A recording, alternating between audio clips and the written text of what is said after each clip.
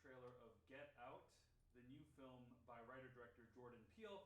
I'm going to read the plot summary from IMDb. A young African-American man visits his Caucasian girlfriend's mysterious family estate. It's a suitably vague plot summary for you. This film stars Daniel Kaluuya, Allison Williams, Catherine Keener, Bradley Whitford, Kayla Landry Jones, Marcus Henderson, and Betty Gabriel.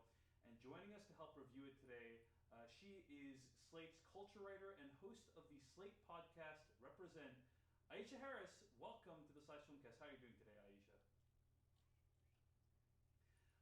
Well, thanks for coming on. You wrote a review of Get Out at Slate.com that I quite enjoyed. The subheading of that review is Jordan Peele's first feature film is an instant comedy horror classic about the hilarious nightmare that is existing while black. We can't really talk too much about, what that subheadline really means because we can't talk too much about this film without spoiling it. But before we get to spoilers, I thought I'd just ask you overall, what did you like so much about this movie?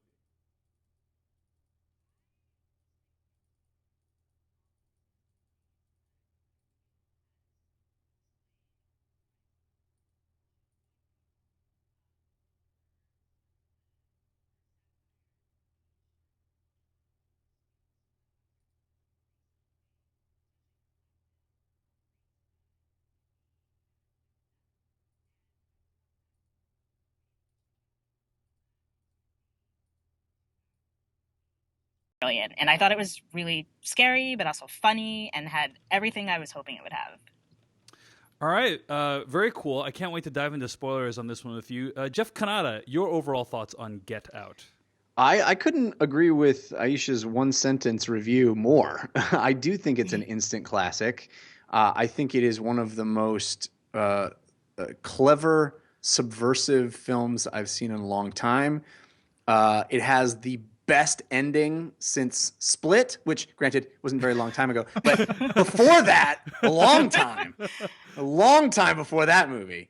And the performances are fantastic. It's about something really real. I mean, horror and sci-fi and fantasy, these genre films often are able to talk about things much more honestly than straight up movies are, bizarrely, because they can abstract it and use metaphor and really tackle an issue sideways from the side, right? As opposed to like a period drama or something, right? It's like a much different take. Yeah.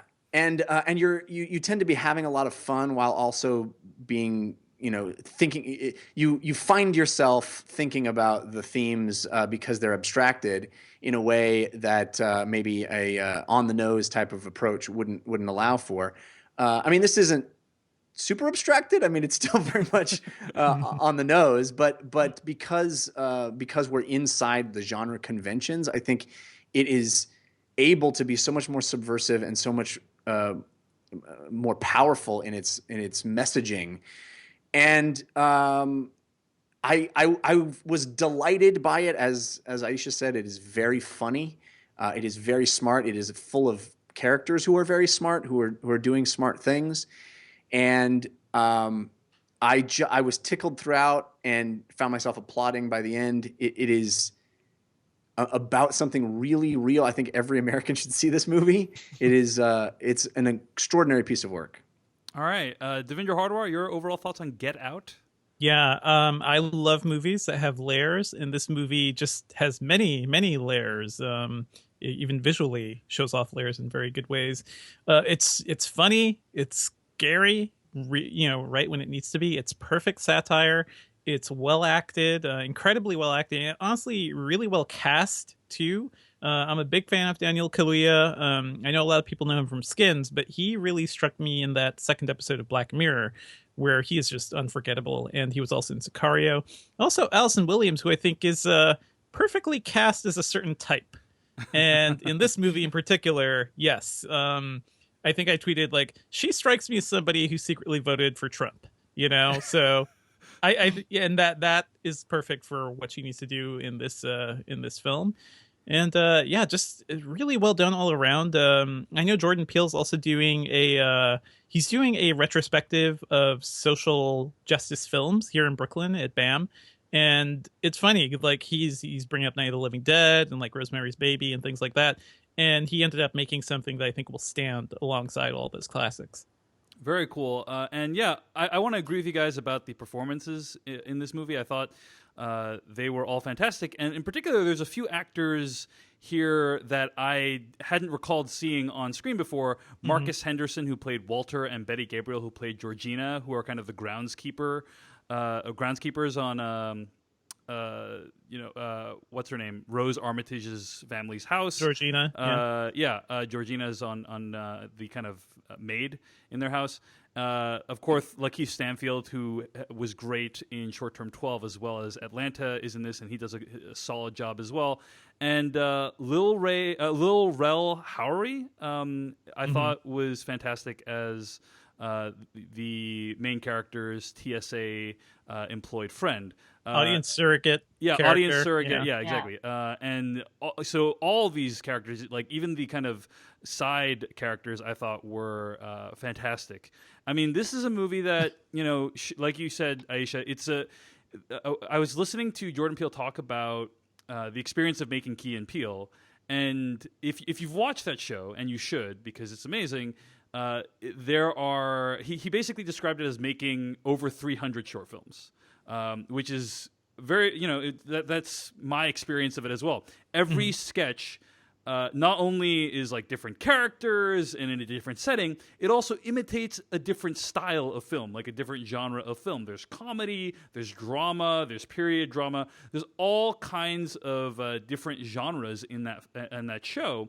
And I feel like this is his first film, but he enters, filmmaking with a lot of confidence. It feels like someone who's been making horror films for years, knows exactly what he's doing, and also knows how to overlay these themes and allegories onto the film in a way that's really effective. So, hey, Dave, can I tell you a funny story? Please.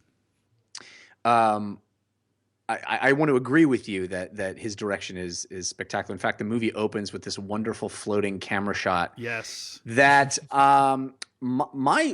during my screening at my local Cineplex, there was a fire alarm that went off literally right after that scene happened at the very beginning. And luckily, it was right at the very beginning of the movie. It was right as the credits begin, the opening credits start.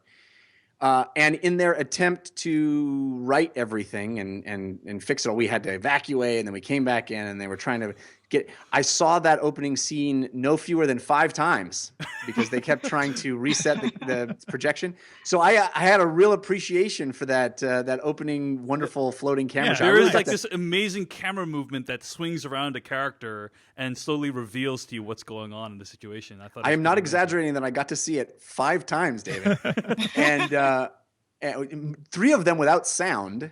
So I really got to. It was like a little mini class that they delivered for free for us. Anyway, I got to look at different parts of the composition of that sequence. And anyway, there's many shots in the movie that I really admired, but that one I got to see many times. Yeah. All right. So overall, it sounds like we all love the movie. You should go see it. And I think right now, right near the top of our review, it's time to get into spoilers for Get Out starting at this moment. All right. So spoiler music will play here. And let's begin. All right. Let me think how to approach this.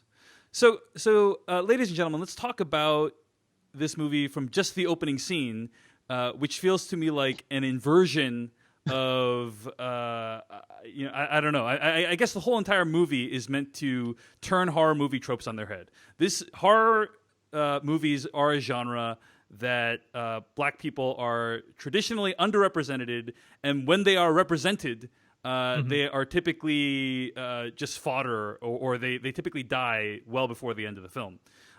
This is a movie that opens with a black person walking in a white suburban neighborhood, but he is the one in danger, right? And so right from the top, I feel like the movie is placing a stake in the ground and saying like this is not going to be your conventional horror film. Aisha, what did you think of that opening scene and what it meant for the rest of the film? It definitely hooked it got its hooks in me, and then like I was reeled in. I love Lakeith Stanfield, as you mentioned. He's really great in a lot of things. And to see him walking in that suburb and the way in which it doesn't even just the fact that he's a black guy and he's the one in danger. The we've seen these sort of openings before. We've seen it in Jaws. We've seen it in Halloween. Where like you have the person who you're probably never going to see again for the rest of the movie because they're about to die, and they're introducing this character solely so they can die and so that the monster can sort of be feared, and we implant that fear into you. And so typically when this happens, the person who they might often be a woman, a nice, pretty young girl or teenager, or it could be like a couple people having sex, young teenagers having sex. They won't even notice anything, or they're totally oblivious, or they're like too curious and they're like, what's that noise behind the garage? Like, I should go check that out. And what I think is brilliant about this moment is that as soon as the white car starts slowly tracking up towards Lakeith Stanfield's character, and he's like in this neighborhood, he doesn't know where he is, he's on his phone, and he's like, where am I going? Like, he's looking for directions. And as soon as the car comes up, he's just like, nope, not today, and starts turning around. And he like straight up says like, you know how they do motherfuckers out here. Are we allowed to swear? I don't know. Yeah, Yes. that's totally fine. Okay. So it's at once it's very funny, but then it's also like, if you pay any attention to what the news has been the last 5 years, and actually just like yesterday, it was the 5-year anniversary of Trayvon Martin's death, that instantly had that, like, reminded me of that moment of like a black guy, young black kid walking around in a suburban neighborhood and, being attacked and not being safe there. So I just thought it was a great inversion of that. And like from there on, it just kept getting better and even scarier, psychologically scarier and more realistic. Yeah, it was crazy. I was immediately on edge in that scene because of the danger that might befall Lakeith Stanfield's character.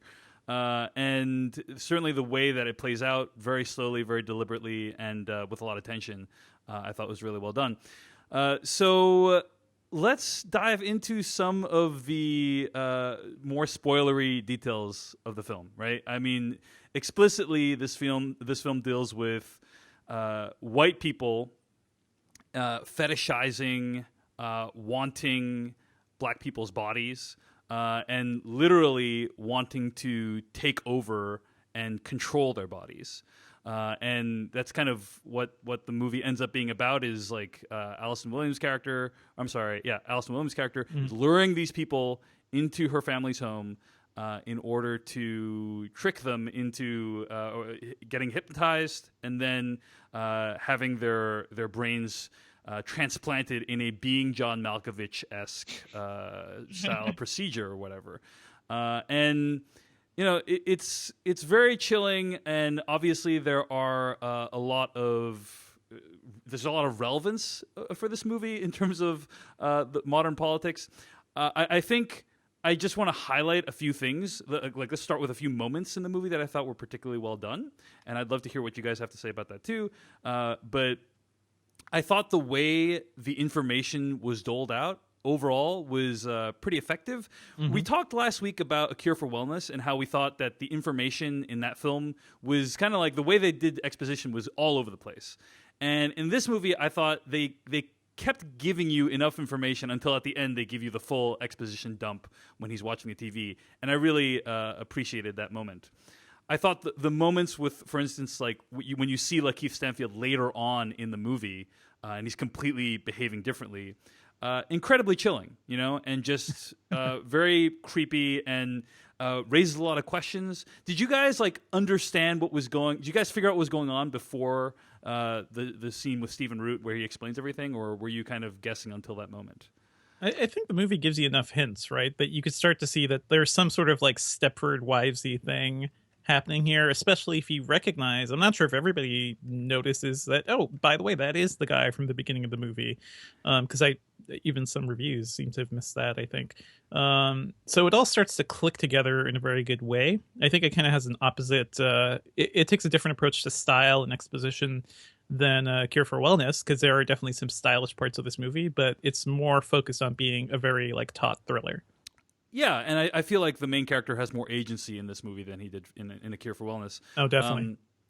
But I had figured out that there was some perhaps mind control thing going on, but I didn't know that it was like literally we're implanting white people's brains we're gonna in go black there. people's bodies. Yeah. Like they really went there.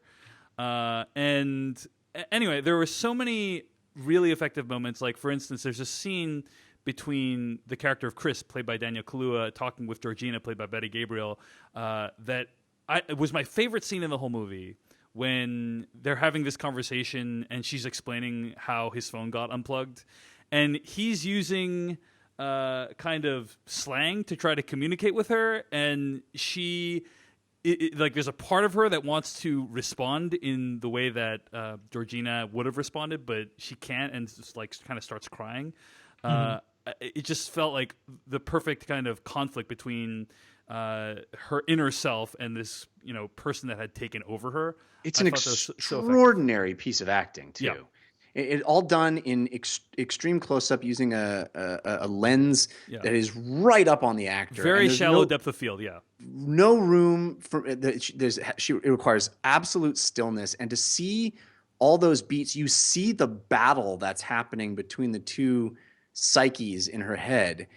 You see it play out across her face. It is absolutely extraordinary and completely enthralling. And then we cut back to his face, and he's like, "That bitch is crazy." It's like, yeah, I mean, like, it is such a perfect undercut. This movie uses comedy to relieve tension in such beautiful ways. It establishes tension in beautiful ways. It uses comedy to relieve tension in beautiful ways. I also really loved the way and I think this definitely speaks to modern culture, throughout the very first half of the movie, before we know really what is so troubling, we kind of are just slightly uncomfortable in the house with the parents. And the reason we're uncomfortable, and what the movie does so brilliantly, is it puts me in a person's position that I've never been in my life, right? But I immediately understand why it's so uncomfortable when these people who seem to be going out of their way to be not racist to this guy. Like they are trying so hard to not be racist that they are being super racist. Yeah. And it's a weird subconscious thing. It happens a lot, and I think this movie captures that quite well. Yeah. It's an I loved that discomfort, and it also is a brilliant tactic to conceal the sinister nature of the characters, because they come from the complete opposite side of the spectrum, right? They're trying so hard to put him at ease, and yet they're completely unable to, because at their baseline they are repugnant people, right? I just found all of that stuff to come from such a wonderful place of honesty, and it put me immediately in his shoes. Well, what's really troubling is that Rose Armitage, the Allison Williams character, is theoretically the most woke character among all of the Armitages, but you realize later on, after you find out the ending, that all of that stuff, all of her being woke, all of her being like very understanding of what Chris is going through, is just a trap. It is just a method of lulling him into a false sense of security before they finally, spring the final trap on him and take over his body. Yeah. I mean, you say that the central theme is the fetishization of the black body and black culture, really, but I also feel like there is something to be said of like the scary white woman, like the frightening white woman thing is in play here as well. And I don't know, it is touching on these taboos in such an interesting way and making you think about all these things in the film.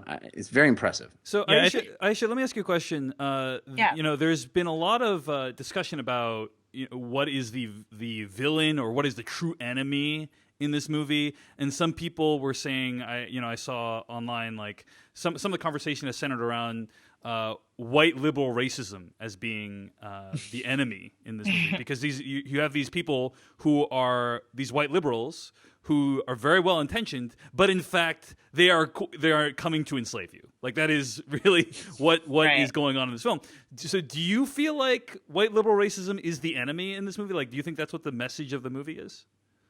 I think that like with anything having to do with race, there are layers to this, and white liberal racism is one of those layers. But I think also, as we were just talking about before, white womanhood is also one of those other layers. And white womanhood, I think, is maybe, I mean, if we had to rank them, I'd say in the way this movie plays out, white womanhood is like the top one, the top threat for for Black people. I mean, just think about the fact that Allison Williams' character Rose is the last of the family members to die, and the way the movie sets up, like this is one of the things I think is so brilliant. Like throughout the movie, there's like little sprinkles of dialogue and moments that like set up Allison Williams' character as like exactly what you would think someone like her would think about herself. Like, I'm a white woman, so everyone must want me. The fact that she's luring all these Black men, like Googling NCAA players, the fact that she kind of teases his friend Rod, played by Lil Rel, about like how she knows he wants to fuck her, and is just very open about it. All of those little details. She uses that as a weapon too. It's not just a tease, right? In that moment, she disarms his attack by using that against him. Yeah. Right. So we see her tease him about it at first and early on in the movie before we know all of her motives, when they're like driving upstate and like he's on the phone. But then, yeah, like you said, they use it again. It comes back again, but this time she's using it as a weapon. And the funny part about it was that after the conversation, when he hangs up, he's just like, God damn it, she knows. Like, she knows that I want to have sex with her, which I thought was just great. But yeah, just those little moments, like the idea that white womanhood is the pinnacle, is the thing, the definition of beauty, the definition of everything that's pure. And the way it plays with that, I just think it's really, really just ingenious. I also, the last moment when he's like strangling her, I was like, oh, this reminded me of Othello. I have no idea if that was like supposed to remind me of Othello strangling Desdemona, but like just seeing his hands, his very dark hands around her very white, lily white neck, I was just like, this looks very Shakespearean right now. It's an utterly genius moment. I applauded, as did most of my theater, in that moment when the door opens and it's revealed to be the TSA instead of the police officer. Because what the movie does so brilliantly is with that, I admire so much when movies set things up, but they don't feel like setups. They are essential in the moment, right, but are actually serving to set something up for later. So when they get pulled over by the police officer early on in the movie, that's an extremely powerful moment in and of itself, because we're establishing his relationship with white people and her relationship with police officers and the power struggle there. And then that incredibly sexy thing that she says, where she says, nobody messes with my man.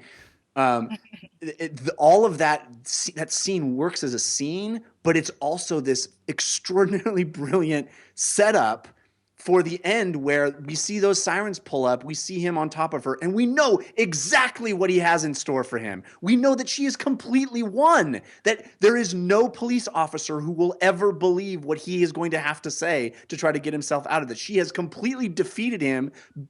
Why?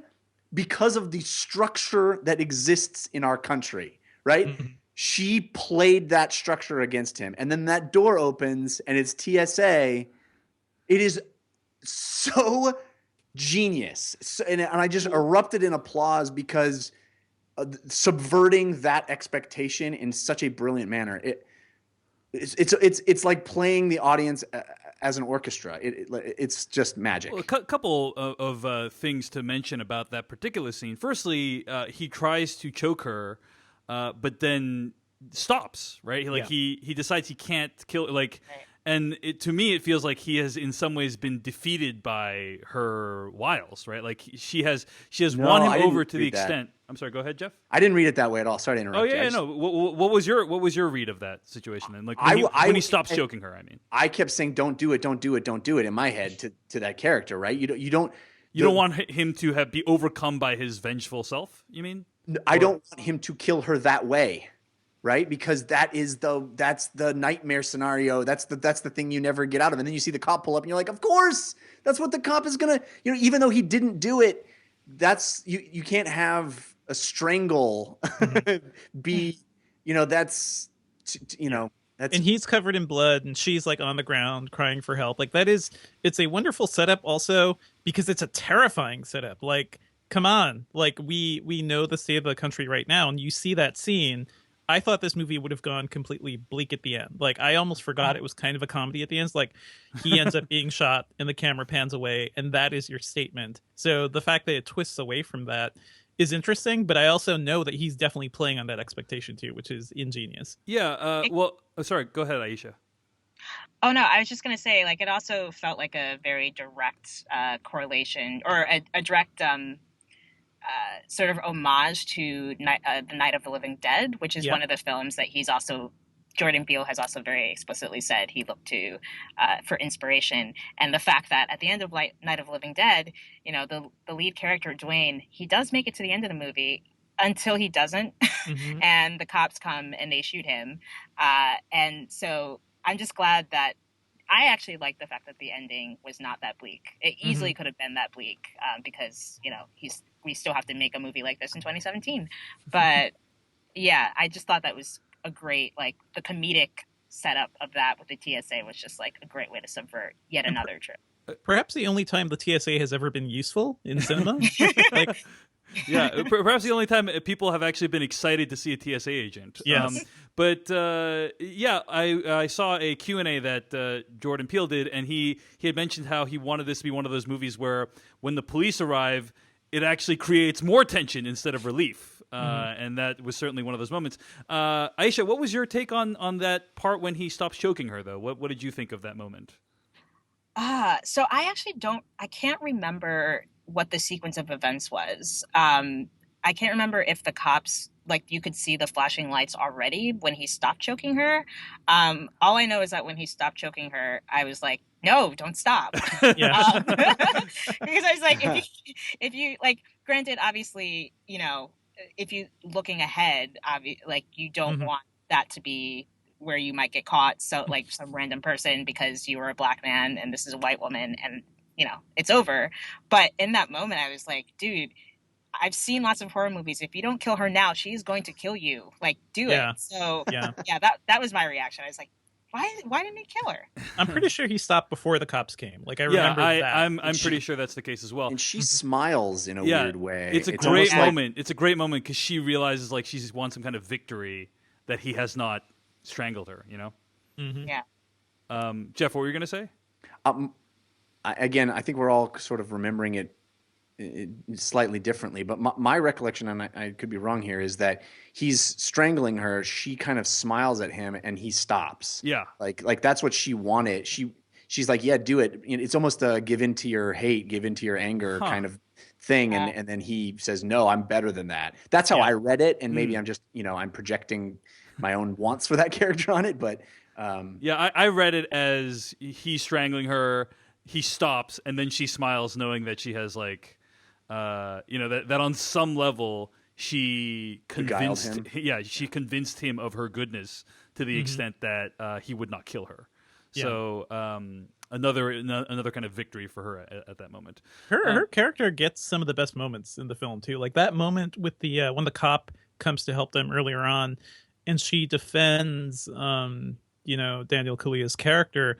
At first, it seems kind of noble, and then eventually, my wife pointed this out. It was a way for her to protect his identity, so that they wouldn't know that he was up there. And I like that the movie didn't explicitly say that, but if you go back and rewatch it, you'll notice that there's a little something else to that scene. Yeah, wait, Go ahead. Sorry, you thought it was noble at first? I never thought that. I don't know. I Like, don't. I think noble in her mind, or noble in the way maybe Okay. like a white woman would think in that way, to defend her man. But we knew something was up with her character from the beginning, right? Because the movie starts with him being annoyed at her that she didn't tell her parents that he's black. And it's like, Right. how do you do that? How, like, there's no way I think that you can even excuse that in a relationship. But he's just kind of rolling with it, and I think that the fact that the movie even starts there knows it, makes you know that something's up. Well, it doesn't make any sense, right? What was the purpose of her saying that? Why doesn't she just Hmm. say, "Yeah, I told them that you're black"? Oh Because well, obviously, maybe she's trying to say like, hey, that's how cool everyone is with the Sure. idea that you're black. Yeah. I can see some function for that. But Aisha, what was your reaction to that opening scene when she tries to get the cop to get off their back? Oh, it just felt so very self-serving on her part, Hmm. and the way in which people like to tout being quote unquote allies of people of color, LGBT. It's like, oh, look at me. I'm down. Like I know how this goes and I'm gonna demand. And also just the fact that, like, to some extent, when you're an ally in that sense, you also know that you hold a power that the person you are being an ally to doesn't have. Yeah. So the way in which she reveled in that moment, like the quote about her, like, no one's gonna mess with my man, like, I don't know. And the fact that he was like, no, chill, we don't need to be doing this. And she completely ignored him. Yeah. She basically ignored all of his concerns throughout the entire film. And for whatever reason, he was just like, it's okay. And they'd only been dating for like 5 months. Yeah. Like, I It's thought been that a was while. crazy. Yeah. Like that's not- if they've been dating for like 3 years, maybe it Yeah. would be more understandable. But if you're that early on in a relationship, you don't want to be directly kind of contravening what your significant other wants. Right. Is that what you mean? Yeah. It just seemed too soon. Hmm. Yeah, too soon to be that kind of forward with that kind of thing. Yeah. So I was watching an interview with Jordan Peele talk about like this movie as being a response to the Obama era in some way. That, like, he said, quote, "We are living in this post-racial lie," right? The idea that, hey, because Obama was president, because we have all these white liberal people who say, I would have voted for Obama for a third term, that racism to some degree doesn't exist or doesn't need to be talked about as much anymore. But in fact, we now know it's alive and well. I thought what was great about this movie is it was obviously made, it was being shot, it was written way before Trump was elected president. And now that Trump is president, like, it takes on a whole kind of different meaning, right? That that race now is at the forefront of our politics in this country, and that, like, we read about it in the news every day about Muslims being banned from entering the United States from different countries and so on and so forth. And I guess I'm just curious, what, like, Aisha, what is your kind of takeaway from a movie like this? Like, is the theme just that, like, one should be consistent, like, one should continue to be suspicious of allies, that, like, allies may have differing intent, like, insidious intentions that those, and, like, that's worth monitoring and keeping in mind. What is your kind of takeaway over, like, on a bigger picture level from this movie? I mean, I think it's meant, and I mean, I'm gonna sort of maybe put words into Jordan Peele's mouth that he hasn't necessarily said, but the way I read it is that this is a movie meant for Black people to enjoy and laugh about and cry about and be upset about, while for white people it's meant to expose their their white liberal racism. And I think the way in which white people and Black people read it will be very different. Like, my audience it was a mixture. I went to a pre-screening, and my audience was a mixture of some critics, but then lots of just patrons of the movie theater, and they were mostly Black. And the way in which there was just the knowing ad libs from the audience members as each thing happened, especially at the party, where it was just like, insult after insult after insult, couched in, uh, liberal liberal understanding. The touching of his biceps by that old woman, and who asks Rose about whether or not sex is better with black men or not. All of that stuff. I think every black person could relate in some way, the feeling of being an outsider especially amongst wealthy or upper class white people and older white people. So I think it plays into both of those notions. And in 2017, I do think it's more relevant than ever, considering the way the election turned out.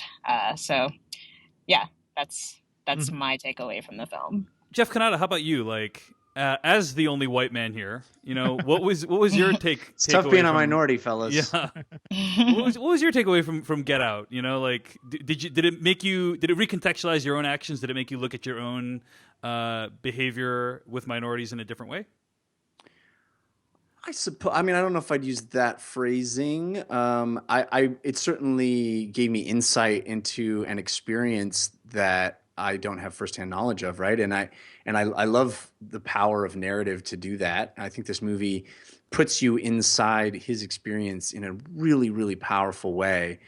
And I found it to be illuminating on a number of levels, on just how casual the offense can be, right? How easy it is to just be completely tone deaf to the experience of a whole group of people. But also, I love the sort of overt nature of everything too. And as it progresses and becomes much more sinister, like there's an agency that he employs that is stirring and inspiring as well, right? I mean, this is a guy who gets himself out of a situation. I guess you could say the very, very end is a Deus Ex Machina, but not really. I mean, I thought it was poetic and beautiful the way Cotton was his salvation. I think that was not incidental. That he sees that cotton and uses it, but he is his own instrument of salvation. He gets himself out of there. And I thought that was pretty powerful too. I also loved how he doesn't fuck around at the end, like many of these types of movies, there's going to be some sort of confrontation. Why are you doing this? What, exposition request, or tell me he just starts killing people left and right. He just wants to get the fuck out and name kill the them. Movie, guys. Like, yeah. Like at the end when Bradley Whitford comes out and he just impales him with that horns. It's just so great, man. He's just like, fuck this, I'm out of here. Speaking of Bradley Whitford, do have to say this guy just needs to be in every horror comedy, right? Like between this great. and Cabin in the Woods, like he just like really his just like his tone, his like sarcastic sensibility, his voice, I don't know, like it just all clicks for me. To what we were talking about Daniel Kaluuya though, like I think it was the quieter moments I really enjoyed too, like the way he had this understanding, of how to deal with this girl and her family. I think the scariest part of this movie is that party, because I've been to that party, and things get uncomfortable real quick, and people are like, "Where are you from?" And they're like, "No, where are you really from?" Simple comments that can be misread in different ways. I love that he knew how to let certain things roll. Like he didn't want to escalate the things with the cop because he knew it could get a lot worse than it had to. And then he had his limit. When the woman started actually feeling him, he was like, "Nope, I'm just going to take a break." So I think the movie just presents us. It shows us how he exists and how he survives in this world. In a really what indignities he's willing to absorb in order to live his life. Right? Exactly. Yeah. And that reminds me a lot of Hidden Figures as well, like another movie that was all about the indignities that black women faced, and people working against a white majority and kind of everything they have to deal with. It's tough, but it's kind of fascinating. We're seeing all these movies now. I want to say one other thing about the plot, and then I have kind of a broader question that's somewhat unrelated to the film, but also kind of related. You'll see what I'm talking about. But one thing I wanted to highlight in the plot is, firstly, actually, love the hypnotism effect, right? The whole idea of falling into, the what is it called? Like the sunken place. The sunken place, right? And how that's done in the movie, I thought was really nice. And actually, it looks amazing. It looks amazing. It's yeah. very similar to. It reminded me of like being John Malkovich. It reminded me of like Under the Skin. Those times when there's kind of out of body experiences happening. I thought it was great, and I also like how they fairly organically set up the moment at the end when he goes back for Georgina. Because he had already explained in the movie that he had this terrible incident with his mother where she died and he didn't go help her, and that explains why he goes back for her, and it's a great moment. Now, speaking of that moment, that leads to kind of my last question: is like I saw this movie in a fairly participatory theater, I would say, right? And Jeff Kanata, last week on the podcast, you inveighed against the dangers of watching a movie where like everyone is being very like loud and rude and disrespectful. However, I think a movie like this, it's actually like incredibly enjoyable when people are interacting with what's happening on screen, and I feel like the title of the movie is a reference to that. Is kind of like a meta reference to shouting at the protagonist on screen, telling them to do something that to get out of this situation, this horrible situation that they're in. And that moment when what's his name? I took it as a reference to that old Eddie Murphy stand-up routine. You guys know what I'm talking about? I think it's in Delirious or Raw, where he talks about the horror movies. He's like, if it was a black family and they walk in and they walk in and they hear a voice, get out. Oh, too bad we can't stay. It's like that. You guys remember that? Am I the only one old enough to remember Delirious and Raw? I'm not super familiar, but I did think that it was kind of this meta commentary, and there was also that moment at the end with Rod, the TSA agent, who's like like, I told you not to go into that house, that I thought was very much like an audience surrogate, very much like something that a participatory audience would say to the characters on screen. Aisha, I was wondering if you had a take on what the title meant or the significance of the title in any way, or is it just kind of something that a character says in the movie? No, I think you're spot on. I think the character of Rod especially is obviously supposed to be our surrogate, our Greek chorus. He reflects especially Black people. When you go to see a horror movie, you will say those things like, get out, what are you doing? Don't be so dumb. That bitch is crazy, like Chris says. Like, all of those things, the movie wants, like, it primes you for those experiences. And I think if you don't go to see this movie, I mean, not everyone can do it, but like if you're in New York, I suggest you go to 125th, the Magic Johnson Theater, to go see this movie. If you don't see it with like a very loud and boisterous crowd, I don't know if the experience will be, well, that's a lie. I think the experience will still be amazing and great, but like it adds that little extra cherry on top that I don't think would be worth missing. So yeah, I definitely think it's primed. I'd also recommend the Court Street Theater, because that one is always loud and boisterous, and it's a lot of fun. Even just like I saw Magic Mike there. That was a very loud participatory audience of middle-aged women shouting at the screen. Exactly. Like, I kind of like that. I saw this movie at the Alamo Drafthouse, and that is the theater, where they have very strict rules about being quiet, but people were still like shouting out and like exclaiming against the movie. And I kind of like that, because cinema is great. It shouldn't be a church. It should be a way for us to like reflect and emote. And a movie like this, you can't help but shout about what's happening. One thing I want to say before we end, I love that this movie ends in a way that nothing is fixed, right? Because there are a bunch of dead white people.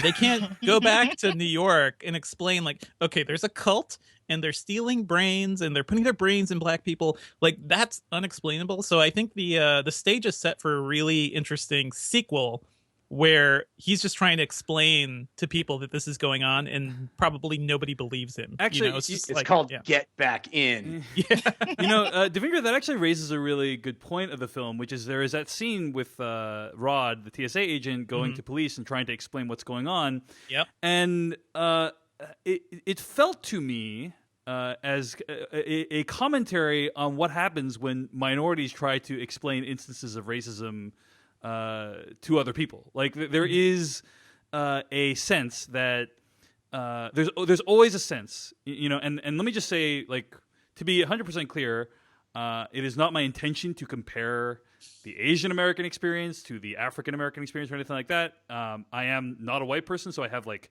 some experience of being a quote unquote minority, but you know what I mean? Like, I don't think my experience is comparable to the experience that Jordan Peele is trying to communicate in this film.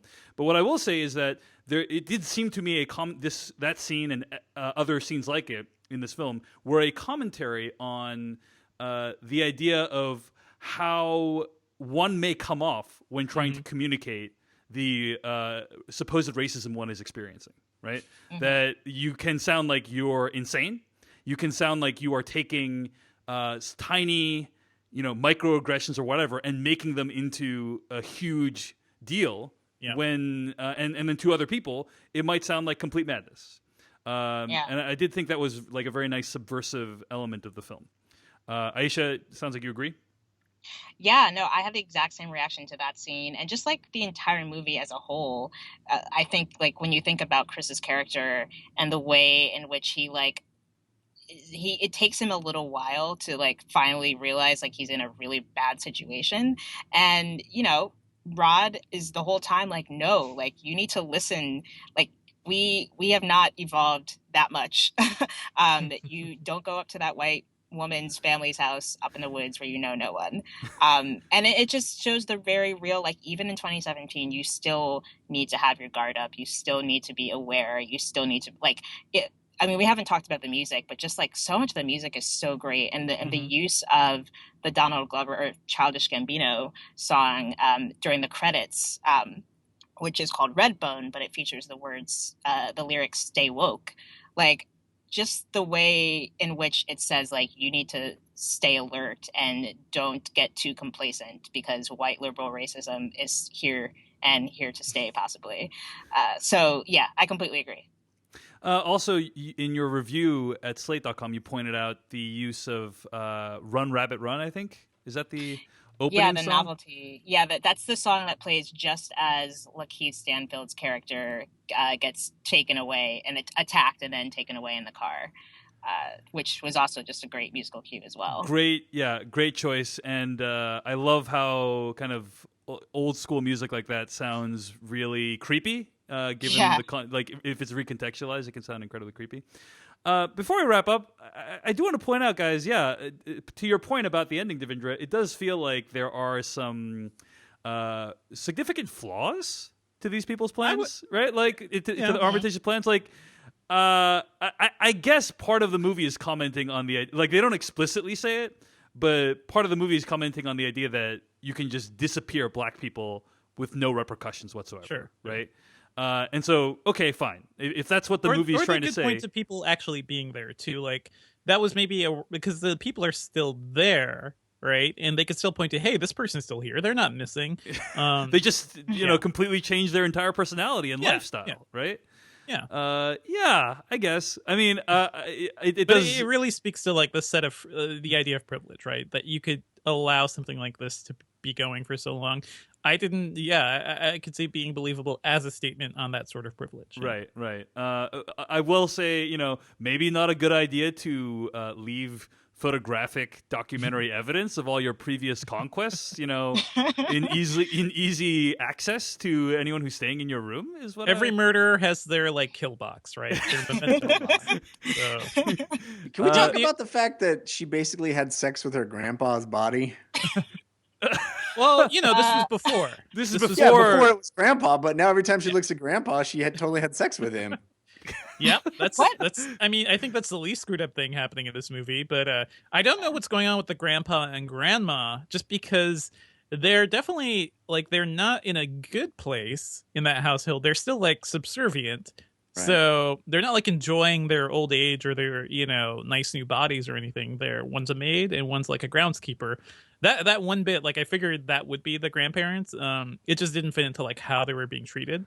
I did like how Georgina like roared to life in the car at the end. Yeah, For that brief, she's for about 30 seconds, she was monstrous. Devindra, my take on that is that they only act as servant roles when someone from the outside is there, and the rest of the time they're grandma and grandpa who live at the house and they're hanging out. Yeah, but when when they have a new potential body snatch hanging out, they pretend to be the help. Yeah, that makes so much sense. I had the same question. Yeah, that makes a lot of sense. Yeah. Good point, Jeff. All right. Well, anyway, it's a movie that we all really enjoyed. There's a lot of layers to dig through. I think we've started to do so in this episode of the podcast. Any closing thoughts on the movie? Aisha, any other thoughts you want to share before we wrap up for today? Just go see it and try to go see it with as big of a crowd as possible. Mm-hmm. Yeah, I would agree with that. I think it's definitely worth your time. And the movie made $30 million at the box office this weekend, and it's a Blumhouse production. I assume that means it cost between $5 and $10 million. Yeah. So, I think it cost like $4 million. Yeah. Or it was very, very low budget. Split and Get Out were both Blumhouse productions. And the total production budget of those movies was like $15-20 million together to get combined. Yeah, those movies will make almost $500 million worldwide. So Blumhouse Productions is really on a tear, and it turns out when you give directors artistic freedom to make the films they want, sometimes those movies can be good. Imagine that. Now, if they can do that and not have to be horror movies, we'll see. No, this is like they've made other movies, but horror movies I think are the most lucrative, right? Yeah.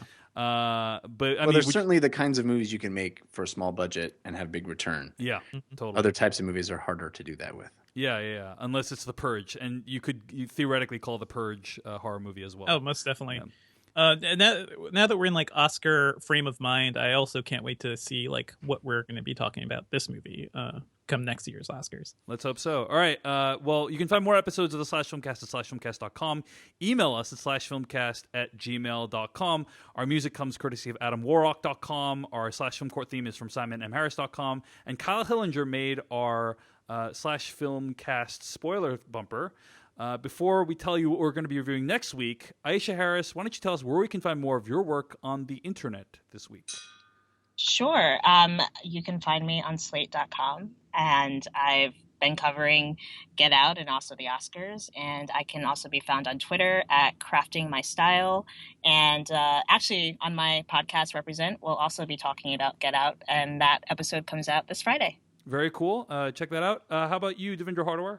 Oh, I'm at Devindra on Twitter, and I write about tech and gadget. How about you, Jeff Kanata?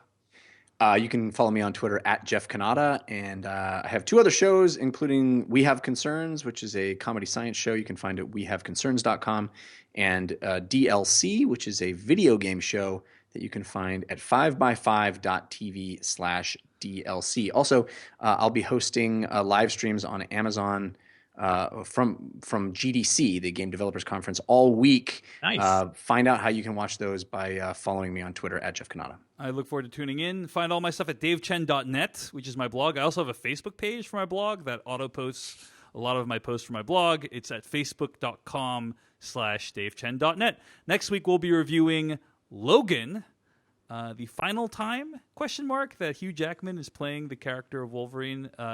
I am so looking forward to talking about this movie with you guys. It is a movie that I recently listed as my favorite superhero film of all time at /film.com. So, comic book movie of all time, you mean? Comic book movie, that's what I mean, yeah. So I'm looking forward to that chat, guys. So hope you guys will listen to next week's episode of the /Filmcast, and we'll see you later on the official podcast of /film.com. All right, Aisha, I got you out right in time. Perfect. Yeah, thank you so much, guys. It was fun. Thanks for Thanks, being I here. Aisha. hope you enjoyed yourself. This is great. Thanks so much. Thanks. Take care. Have a good night.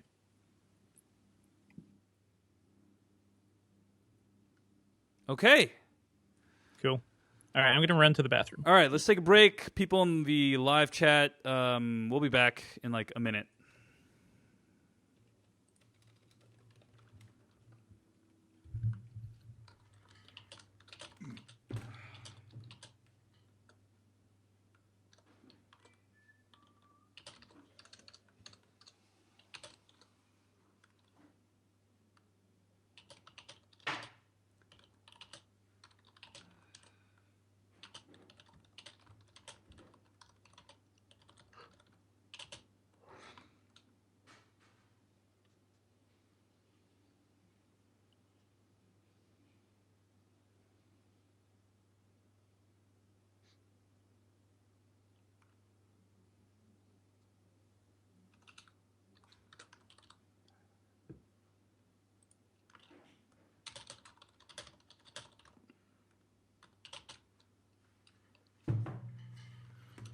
Okay.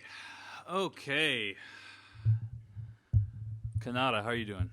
A little stressed out, man, but I'm okay. House stuff still? Mostly, but lots of other things too. It's tough leaving town for a few days, and then I get back, and Aaron leaves town, and it's hard with a kid and figuring it all out, and it's stressful. I'm starting up a new thing next week where I'm doing like 10 minutes every day for this thing, and it's a lot of stress. But I'm good. Gotcha. I'm good. What, man? Firstly, just so you know, we're still broadcasting right now. But what is the thing, or can you not talk about it publicly? I'm not. I think I can talk about it. It's a radio app that is launching next Tuesday, and I will be one of the shows on it. It's kind of wild. It's like Snapchat for radio, so it disappears after 24 hours. But I'll be doing 10 minutes a day. Every day. I'm back. Cool. Well, congrats on the gig. Thanks. Sounds fun. Okay, guys. There is just so much to cover. There's so much to cover. I think a lot of people are going to want to hear our take on the Oscar stuff, so I think that is what should get the most time. Sure. That's my personal take. So I guess my feeling is let's just try to keep what we've been watching short this week. Yeah. And yeah, then that's fine. and then devote the most of it to the Oscar stuff. Mm-hmm. All right? Yep. Okay, here we go.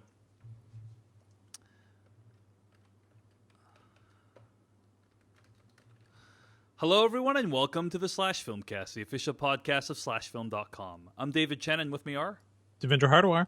And Jeff Kanata. And welcome to the show, ladies and gentlemen. What we're going to do for you today on this podcast is we're going to talk about some things we've been watching recently. We're going to talk about some news, including a big discussion of the Oscars. And we're going to conclude with an in-depth review. This week we'll be reviewing Jordan Peele's newest film, his directorial debut, Get Out. And we are very fortunate to have Aisha Harris from Slate.com joining us for that review. I've been really a fan of Aisha's work in recent days. She wrote up a great review of Get Out as well as thoughts on the Oscars. So really grateful to have her on this week. But before we get to any of that, I need to rectify a mistake I made, guys. I never make any errors on this podcast, so I understand it's very rare and shocking when I unheard of. Unheard of. Completely baffling that it would ever happen. But every week we ask people, if you want to go to slashfilm.com. And click on the Slash Filmcast tab and use the PayPal links to donate to the Slash Filmcast. And we really appreciate any donations we get because it goes towards helping defray the costs of doing the show. And in exchange for that, we give everyone a shout-out who donates to the podcast. Well, I've said in the past that, hey, if you ever don't get a shout-out, feel free to contact me. Just let me know if you didn't get a shout-out. And this past week, I started getting a bunch of. I started getting an email. I got a Twitter direct message, and people saying, "Hey, Dave, I donated. I never got a shout out." And this is like sometimes one person I might miss, but like multiple people that has never happened before. So I went and looked through my incredibly meticulous records, and there was a whole week of people that I just did not shout out for some reason. I don't know what happened, but I feel very bad about it. And so I wanted to just get those shout outs, I wanted to just highlight those shout-outs right at the top of this week's episode and say, sorry that I did not shout you out the week that you donated, but thank you so much for your donations. And specifically, I want to thank Matthew H. from Minneapolis, Minnesota, Ben T. from Prestwich in the United Kingdom, Angelica and Peony, Guy Tunbridge, Richard P. from California, Shang Chen, and Christopher H. from the UK. Thanks so much for your contributions. Also, some people who donated at the rate of $2 per month. Thanks to Peter B., Alec J., Jack Yee, Andrew D., Rebecca L., Kabir O., Gavin B., and Chesley B. Thanks so much for your contributions, and so sorry that I missed shouting you out a few weeks ago. But we really appreciate it. And if I ever don't shout you out during the podcast, email us /filmcast@gmail.com and give me a hard time about it, because it's the least I can do, and really sorry whenever I miss it. So thanks to everyone for donating. The outs must be shouted. Agreed. The outs must be shouted. So anyway, let's get into the show this week. What we've been watching. Jeff Kanata, you and I had a chance to check out something on Netflix this week, did we not? We did indeed. It was the Sundance Darling? Yeah, the Grand Jury Prize at Sundance, yes. I believe. I don't feel at home in this world anymore. And also, I saw a movie. No, it's... How was this grand theatrical experience, Jeff, right? The movie of this caliber, you probably saw it in a wonderful cinema house? No. On the Netflix. On the Netflix. And Netflix picked this one up right out of Sundance, right? In fact, I'd heard, and correct me if I'm wrong, but I had heard that Netflix just gave a standing $200,000 to anybody that didn't get picked up at Sundance. If you got into Sundance and you wanted to be on Netflix, you get $200,000. Really? That was I don't know if that's what this movie got, but I think that's kind of brilliant of Netflix to just be like, you all have a home here if you want it. I think that's kind of cool. I could be completely making that up. That seems pretty apocryphal to me, but I think I heard that on NPR, but I probably should check my facts before I spew them on it. Well, it's okay, Jeff, because you're going to get like 100 tweets correcting you this week. So yeah, no, I will. I love this movie. I don't feel at home in the world anymore. I adore it. It's kind of my everything. It really, it's like Quentin Tarantino grew a conscience. Yeah. It has that wonderful early 90s aesthetic that really sparked my imagination as a young person when I was watching Reservoir Dogs and Pulp Fiction and the numerous movies that were born of that movement, the sort of independent film movement that happened in the early 90s. This feels like a throwback to that era it's not afraid to be to go to some crazy places.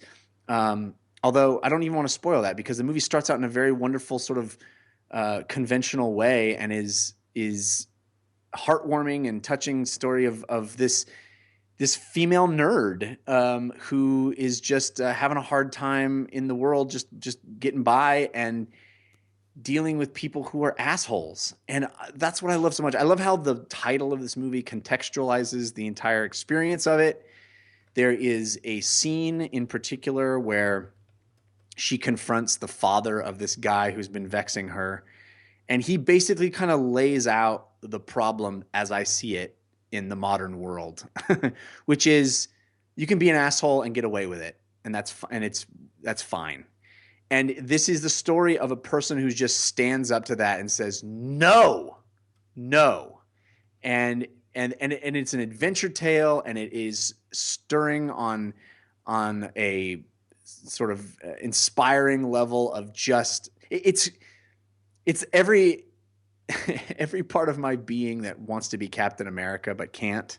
This is like the story of somebody who wants to just stand up for what's right, but what's right often doesn't win, and it's just the fruitless attempts to bang your head against the wall at the injustices of the world.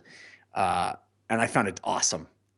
Yeah, I really enjoyed this movie as well. We should say, for context, this is written and directed by Macon Blair, who is collaborated with Jeremy Saulnier, the director of Blue Ruin and Green Room. He's also the main character. He played the protagonist in Blue Ruin, did a fantastic job. That was a breakout performance in that film.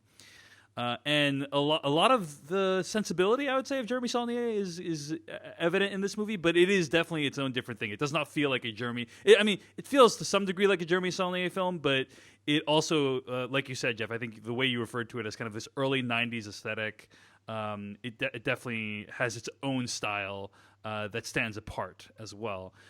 This is one of those movies where I kind of liked it more. There's a lot of movies where, like La La Land, where I saw it and I thought it was great, and then I like it less and less the more I think about it. And this is one of those movies where I like it more and more when I think about it, in the sense that, like, scenes to me, interactions to me stick out as very innovative, very unique, and the relationship between two of the characters in this film, Ruth and also the character Tony, played by Elijah Wood, is kind of heartwarming in its own way. It's kind of, you don't really see a relationship like this in movies, and I'm not going to get into the details of how that, how it plays out, but suffice to say, I thought the performances were great, and it's just a really kind of odd film that nonetheless has a heartwarming message, and is just like, it's really well executed. A lot of things are really well executed, and I'm trying to be super vague about what's happening in the movie, but I think it's something that is worth your time.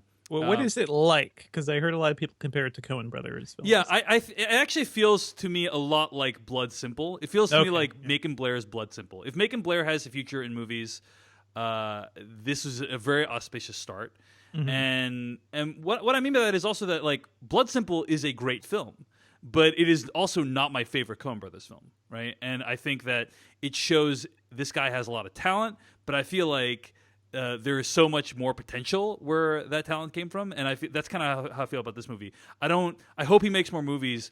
And this feels like a very good beginning, and it's still very enjoyable in its own right. But I don't know that it's going to make my top 10 of 2017 or anything like that. Does that make sense? Yeah. And how did you guys feel about it? Just kind of landing on Netflix with very little fanfare.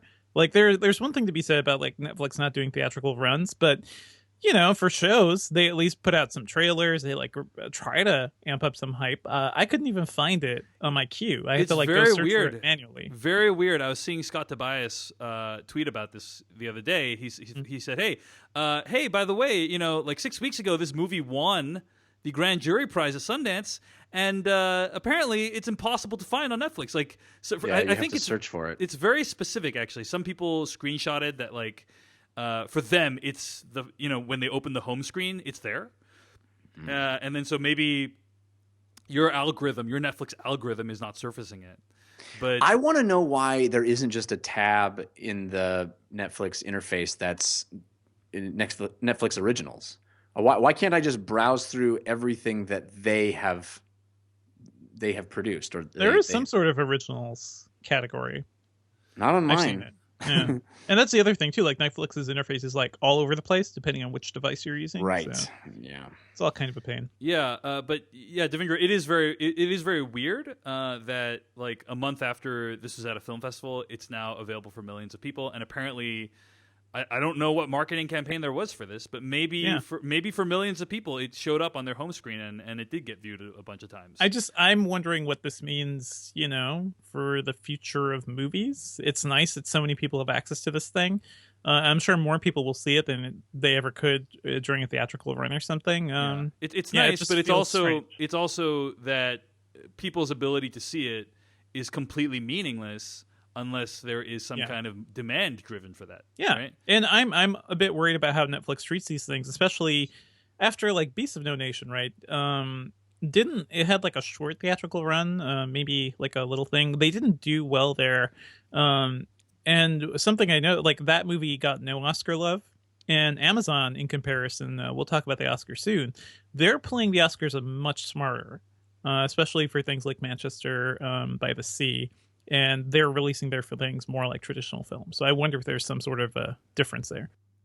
Yeah, I'm not sure how much of, like, theatrical buzz drives Oscar voting, But yeah, I do agree. It is curious to me, the lack of promotion around this movie.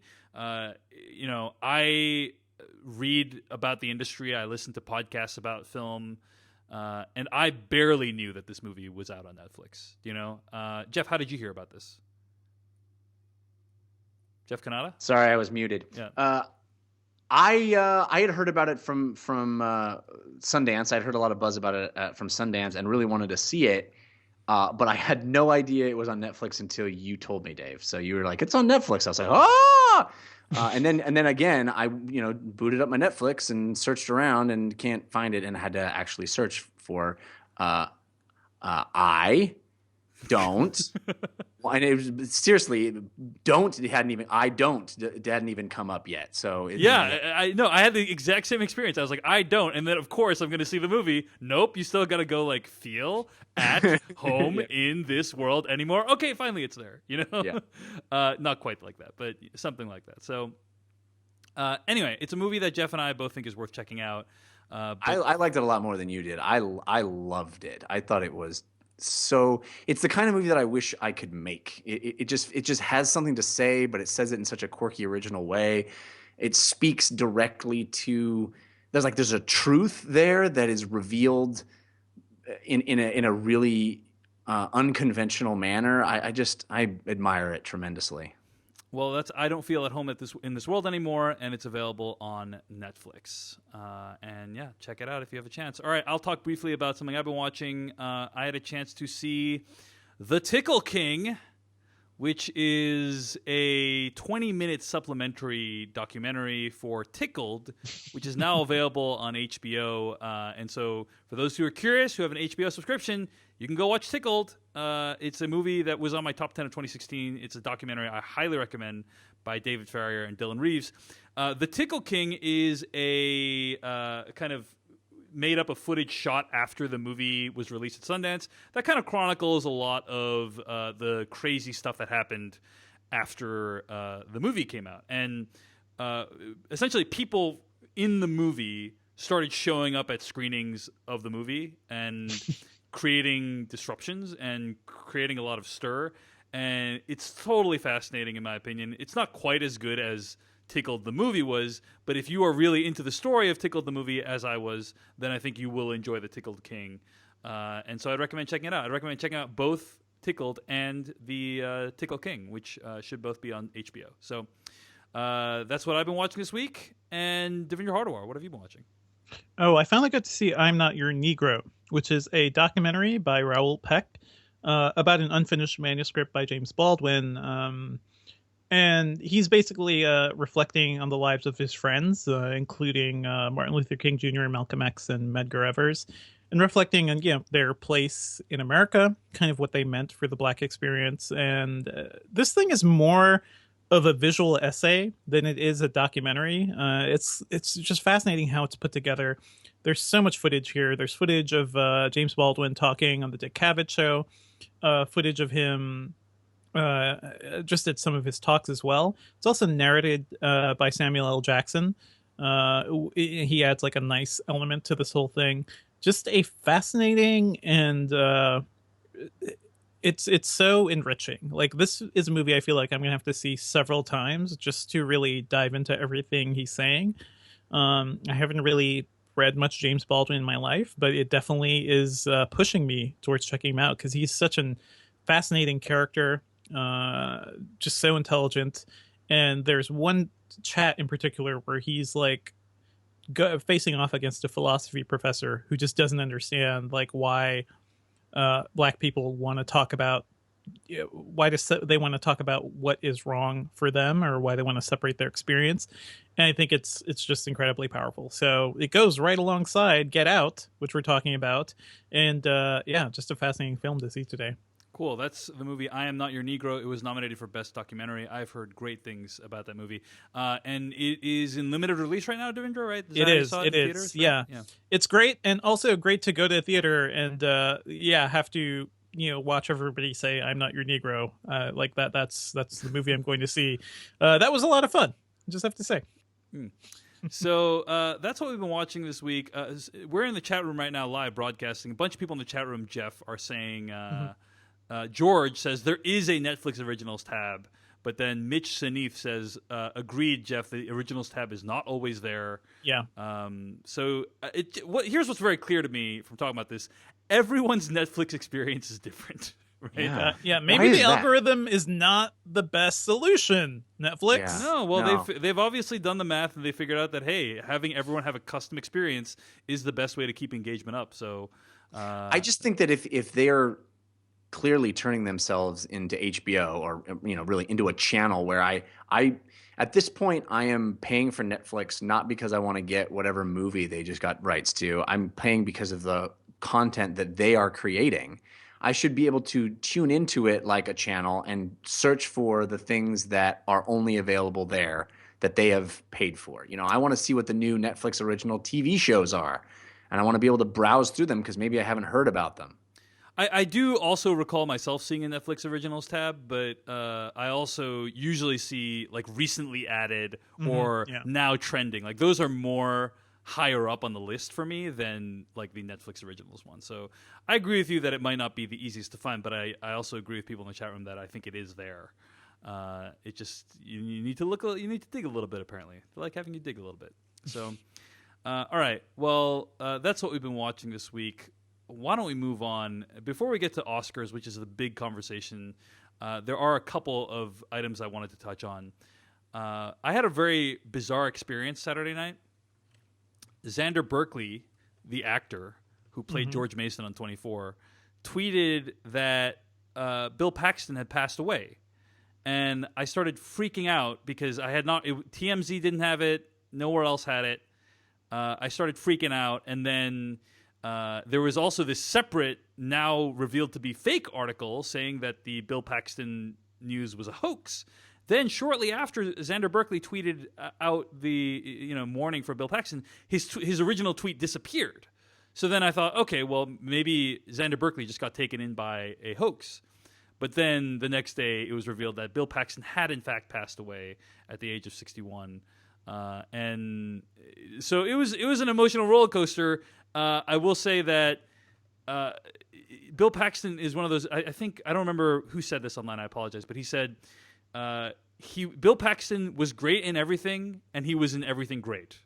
And I completely agree. Like he was in all these amazing films, and he was always an incredibly likable character, even when his character was evil. I always thought he was like this kind of folksy every person, no matter what he was playing. But sometimes he did need to stretch a lot for his roles. He plays very good sleazebags, Yeah. But also he was recently he was Master Sergeant Farrell, right, in Edge of Tomorrow recently, and he was fantastic in that. He was Nightcrawler. Nightcrawler, right? He was like one of Jake Gyllenhaal's competitors in Nightcrawler. Jeff Kanata, I think for you, there is one movie that rises above the rest, right? It's not an easy decision because he is in so many wonderful films, but for me, it's Tombstone. That is a movie that had a big impact on me when I saw it, and I watch it often, as often as I watch anything, really. It's a great movie to revisit. It holds up under repeat viewings. It's stirring, and I'm using that word a lot today. It's a fantastic movie. Yeah, great movie. I also want to highlight Frailty, the 2001 directorial debut he made, which is an incredibly creepy horror thriller, but also a movie that foretold The Reconnaissance. Like, it was a great Matthew McConaughey performance, and a movie that honestly I do not think gets enough love for how good it is. So that's Frailty. And another favorite of mine is his role in True Lies, the sleazy car salesman. A very memorable role in a movie that is a lot about pyrotechnics and action. I still remember Bill Paxton's character pissing himself at the top of that dam. I mean, it's an amazing performance. And anyway, he's great in everything, and it's such a huge bummer that he's no longer with us. Devendra Hardawar, did you have any favorite Bill Paxton performances? I have to think. Aliens is what I remember. Also, Near Dark. He was a Texan vampire, and I just remember him being terrifying. And that's a movie I love, and not nearly enough people have seen either. Yeah. Well, anyway, Bill Paxton, amazingly talented guy. One of my favorite actors. So young, Yeah. too. It's just so like, it is the year 2017, and we can still lose people to complications from surgery, which is it's just crazy to think about sometimes. I mean, if you see photos of him, he looks very, very young. You know, he does not look like he's on death's door at all in recent photos. And he's on this television show, Training Day, the TV series of Training Day. So it's just crazy that not an actor who I thought like we were in danger of losing anytime soon. But anyway, Bill Paxton, we're gonna miss you. You made incredible contributions to the world of cinema. Another thing I want to mention that came out this week is news of Martin Scorsese's newest film called The Irishman. And this is a funny little story because basically, apparently Netflix is willing to pay $100 million, or I guess they're financing it for $100 million. This is about Jimmy Hoffa's Hitman. And it stars Robert De Niro. It's directed by Martin Scorsese. And it's going to go straight to Netflix. And that is crazy. What's also funny is the next day, Martin Scorsese criticized the concept of watching movies at home. He said, does he know what Netflix is? He said at BFI South Bank, he said, quote, "The problem now is that it is everything around the frame that is distracting. Now you can see a film on an iPad. You might be able to push it closer to your face in your bedroom and just lock the door and look at it if you can. But I do find just glimpsing stuff here or there, even watching a film at home on a big screen TV, there is still stuff around the room. There's a phone that rings. People goes by. It is not the best way," end quote. On the other hand, he followed up by saying, $100 million is nice. Right. I mean, I think, he doesn't necessarily decide how his movies get distributed, right? He just makes the movies. He just, makes the donuts. I feel like, he would probably have some say. Yeah. And isn't it Paramount? It's Paramount that he normally worked with, right? Yeah. And apparently Paramount, by the way, I don't know if you guys know this, Paramount is not having a good time. Their chairman, Brad Gray, recently departed.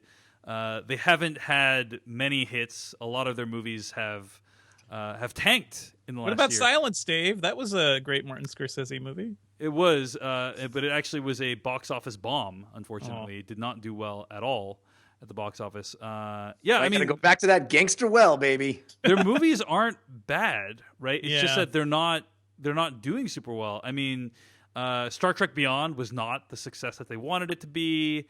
You got Allied, which was kind of a disaster. Even though I enjoyed the movie, it didn't make a lot of money. Ben-Hur, Jack Reacher, Never Go Back. So they're depending on movies like Ghost in the Shell, Transformers 5. That's what they're hoping for now, to buoy them. And it's been a tough time for Paramount, and so it doesn't surprise me. Also, Monster Trucks, by the way, a co-production with Paramount Animation, Nickelodeon Movies, and Disruption Entertainment. But on paper, Monster Trucks, guys, was a significant loss for the company. That's right. See, they're monsters and trucks. Yeah. Rings, another big Paramount production. In fact, our colleague Dan Trachtenberg's 10 Cloverfield Lane was one of Paramount's biggest hits last year. And that movie didn't do bad. It made dozens of millions of dollars. But, that was a kind of like a small budget movie. It was not, I would not have predicted that it would be one of their biggest hits. So anyway, I think they just felt like they couldn't take a gamble on this Martin Scorsese movie with Robert De Niro. This new guy, Martin Scorsese. Yeah, and so it went to Netflix. So I feel like this is actually like a big sea change in the world of movies. Like, I'm going to enjoy having a tough time finding that movie on Netflix when it debuts unceremoniously. Yeah, we're gonna have to. It's just gonna drop with no fanfare. The only place you're gonna hear about it is a Slash Film Cast, and you're gonna have to hunt through a bunch of menus to get to it. So. I'm laughing, but I'm also crying at the same time because it's not great for movies, guys. I love the wider accessibility of films and everything, and I live in New York, so I can't complain too much because I tend to get every release, but it's not that it's not great for movies, Devindra. It's that what movies are is changing. So yeah, the movies are getting smaller, right? I was with it once, Devindra, but then what it was changed, and then what I was with wasn't with it anymore. Yes, I remember this. All right. Anyway, let's move on to the biggest story of the week, which is the Oscars, guys. Now, I was watching it live. Devindra, were you watching it live as well? Yeah. All right. And Jeff Kanata, based on your tweets, it sounds like you turned it off after they announced La La Land as the winner. Is that right? A little bit before that. Did you turn off the Super Bowl too, Jeff? No. I'm not that stupid. I did not watch the HBO shows early this week like everybody else. I switched over to watch the Big Little Lies and Crashing. Yeah.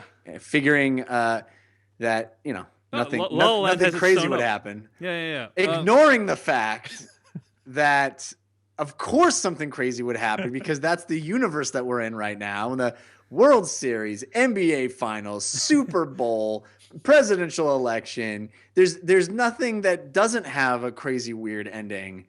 So what the hell was I thinking? Yeah, that was completely stupid of you, Jeff, and you should feel bad for yourself. But it was a crazy night, and I will say this, that I started to kind of sense blood in the water when La La Land got beat out a couple times earlier in the night, right? So it won. It did not win for Best Editing, which is a typically decent predictor of who will win Best Picture. Roughly half the people. Roughly half the movies that won Best Editing in the last 50, 60 years also won Best Picture. So it's like, but that didn't deter me because I knew that there's no damn way that Hacksaw Ridge was winning Best Picture. Because it won a few awards. It won a couple awards, but Jeff, I think you're right. I didn't think that Hacksaw Ridge would win, but it was definitely weird that La La Land did not win Best Editing. Like that was when, at that moment, I thought to myself, this is very odd. I tweeted out at that time, like, I wonder how many people's Oscar pools just got blown up by Hacksaw Ridge, because I'd be willing to bet that the percentage of people that put Hacksaw Ridge down for Best Editing would be very small. People's Oscar pools got blown up like a Japanese body in Hacksaw Ridge. Oh, like, that's how bad it was. That movie kills a lot of Japanese people. That's all I'm saying. So you saw that movie, Dave. How was the editing? It was good. Yeah, it was best. It's pretty good. It was among the best. Yeah. So there was a couple categories where and there was one moment when actually Hacksaw Ridge had more Oscars than La La Land, right? Like it had won, I think, Best Sound Editing or Best Sound Mixing, and it had also won for... Pretty sure there was a moment when Suicide Squad had more Academy Awards than La La Land. Yeah, that's right. It had one for Best Sound Mixing, I should say. So at one point, Hacksaw Ridge had 2 Oscars, and La La Land only had 1, and I was like, oh my gosh, what's happening? Yeah. So let's talk about the big moment, right? Before we get to the rest of the ceremony, right? The big moment is at the very end. Here's what happened, as I understand it. The Oscars and PricewaterhouseCoopers, the people, like every year they bring on the accountants on stage to say, hey, we certified the results of this Oscars. And every year, everyone wonders, why do they have to bother telling us about this? Because, of course, it's a simple job to hand people the right envelope. What apparently happened was there were 2 envelopes for every winner, right? Of course, nothing could go wrong when you have 2 envelopes for every winner. Right. One at either side of the stage. And in case, depending on how people get on the stage. Redundancies in place. They have redundancies in place, right, exactly. And what ended up happening was Warren Beatty was handed the wrong envelope for Best Picture. I remember him looking a little confused. Yeah, exactly. The best thing, when you watch it again, he looks at, and there's this weird pause. Yeah. And he looks at it and he knows exactly what's happening. He knows that he has the wrong thing in his hand. Because he read the entire card. Right. Which says Emma Stone. It says Emma Stone, Best Actress. Actually, that's another point. But go ahead, Jeff. You finish. And he's trying to cover and not blow it for the audience. And he doesn't want to say, hey, I got the wrong card. So he shows Faye Dunaway to sort of like have her help him. All she reads is the name of the movie. Well, okay. To be fair, Jeff. Like at that point, precious seconds had passed, and Faye Dunaway thinks he's hamming it up. She thinks he's being cute by like delaying the name because everybody wants to hear the name. She thinks he's being cute, but he's legitimately going, "Help me out of this horrible situation." Something is wrong, right? and and she just blurts out the thing, thinking we're playing a little game that we're improvising together here on stage. So she sees on the card Emma Stone, La La Land, right? She probably just read La La Land, and everybody expected La La Land to win, so that confirms her bias. And so she just goes, "Oh, he's playing his little game. I'm going to say it out loud for him." And then now the magic happens where you see Warren Beatty, who knows exactly what's going on, but now has no idea how to stop it, because he stands there like a deer in headlights going, I know the wrong movie just got announced. I didn't say it. You guys remember the end of Bonnie and Clyde? Yes. It's just that. This is an amazing Bonnie and Clyde sequel, right? It's so funny to watch him because he does not know what to do. Because it's, the balloons are coming down, the parade has started, people are crying and starting their speeches, and he knows that this is wrong. And then, of course, the producers in Price Waterhouse and everybody backstage who is confirming stuff. Then there's the scurry and scuttle of all the people behind the scenes. If only we had a camera backstage, like what was happening there, because that must have been amazing. So firstly, it pains me to do this, guys, but I am going to put audio of what happened with the final speeches in the podcast right now. It is incredibly awkward. It is like an episode of The Office, British version, played out in front of tens of millions of people. Or an episode of BoJack Horseman. Yeah, it is so painful because especially the people in the back, right? In the La La Land, in the back of the crowd of La La Land, they started to get the news before the people in the front, right? Yeah. And then it's just crazy how it went down. So then they know what's going on, right? Like they understand that like they didn't win. And then one of the producers knew he didn't win and then went up on stage and gave a speech anyway.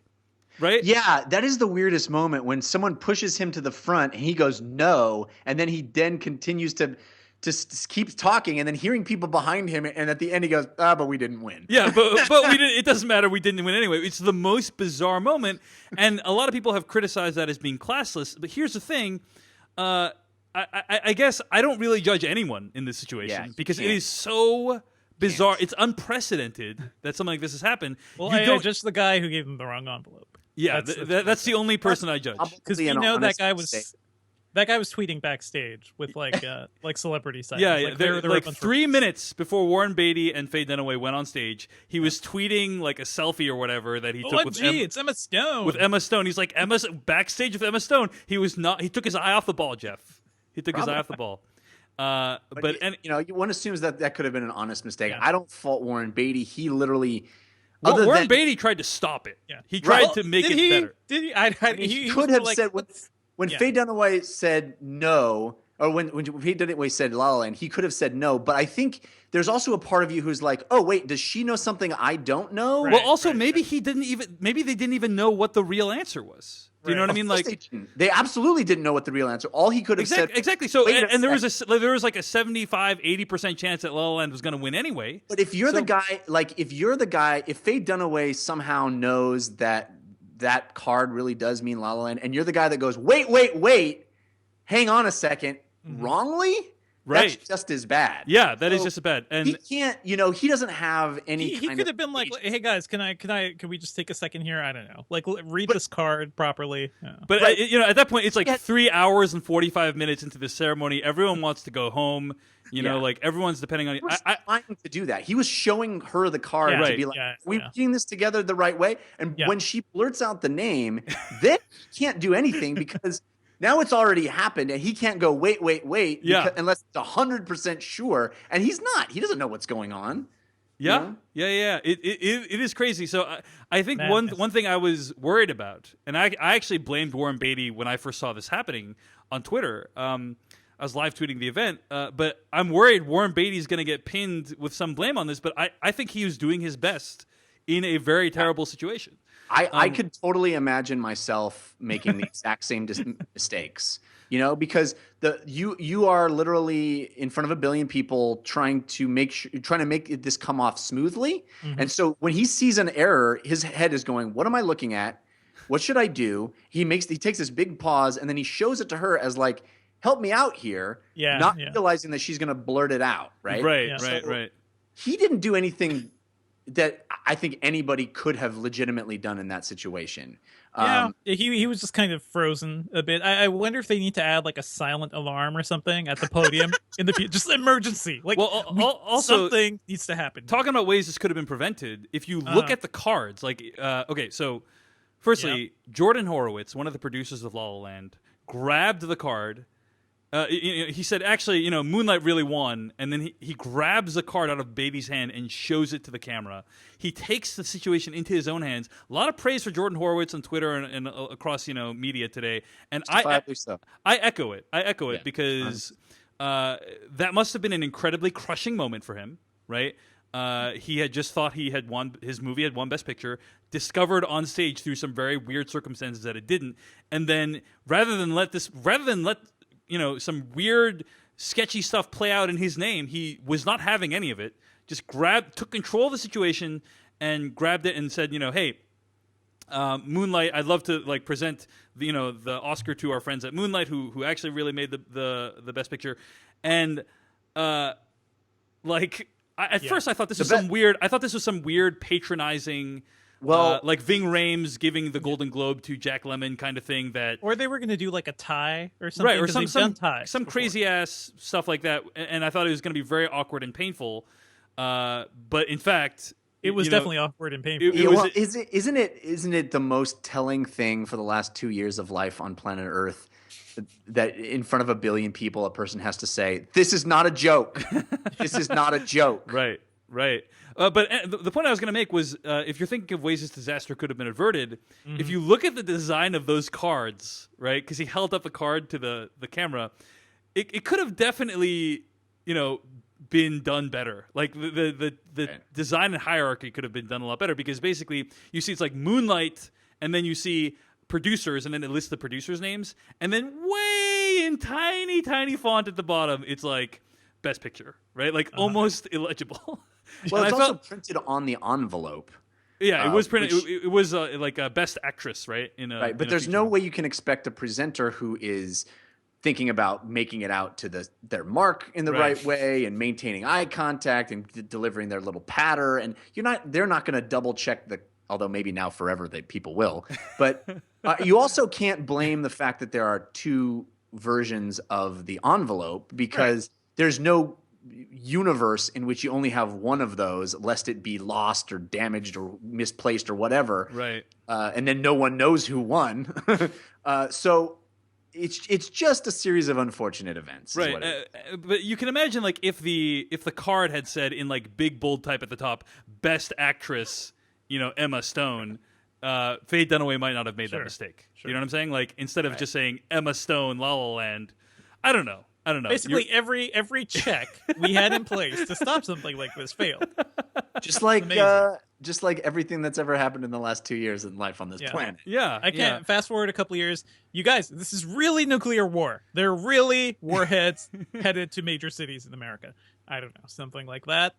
Here's the thing, guys. I recently saw an ending, right? That was just like this imagined happy ending where everything's magical and wonderful that's brutally undercut by harsh reality.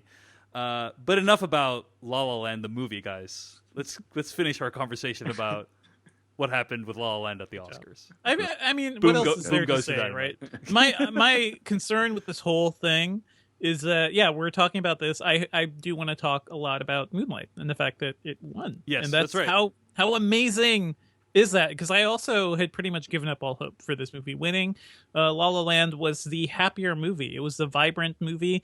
It was more, I think people tend to praise, directorial flourishes like what we see in La La Land compared to much more subtle films like Moonlight. So there were a lot of things going for La La Land, personally. In my opinion, this, for me, in David Chen's neurotic brain, the outcome of this Oscars was a best case scenario.